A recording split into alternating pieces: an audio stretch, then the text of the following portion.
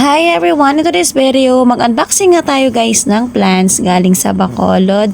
Ipapakita ko sa inyo guys na sobrang ganda pa niya kahit nga ilang oras na siyang nakalagay dyan sa plastic. Sa bakbak ko nga lang pala guys nilagay yan kasi nga baka mahapak-apakan. Unahin natin guys pag-unboxing itong mga dwarf snake plant. Isa ito guys sa mga favorite plants ko kaya hindi ko na nga pinalampas ito. Libre ko nga lang nahingi ito at sobrang sayang-saya ko. Dahil ang mahal nga naman online pag bibilhin ito. Malam niyo ba guys yung mga snake plant ko no hindi ko naalagaan ay nalusaw na nga halos lahat.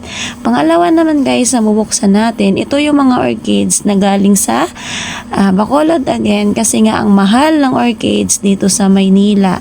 Meron akong nakikita na mayroong mga 600, 800 or 1.5. So ano pa inaantay natin? Doon na lang tayo kumuha for sure na makakatipid tayo. Pwede pa natin siyang paramihin. Sobrang dami nga guys yung dala ko. Siguro umabot ito ng mga 7 kilo or 5 kilo.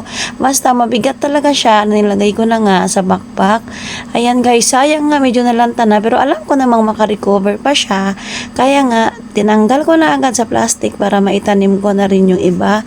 Sa sunod na video, papakita ko sa inyo guys yung mga plants na una ko natanim kasi nga baka malanta pa. Ayan.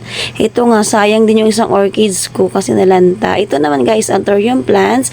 Proceed tayo guys sa pangatlong balot. O diba guys, napansin nyo, sobrang daming plants na dala ko kasi dito talaga ako masaya. Relate naman yung mga plantita dyan na tulad ko na halaman talaga yung kasiyahan. Black prince to pala guys, ang mahal nito ha.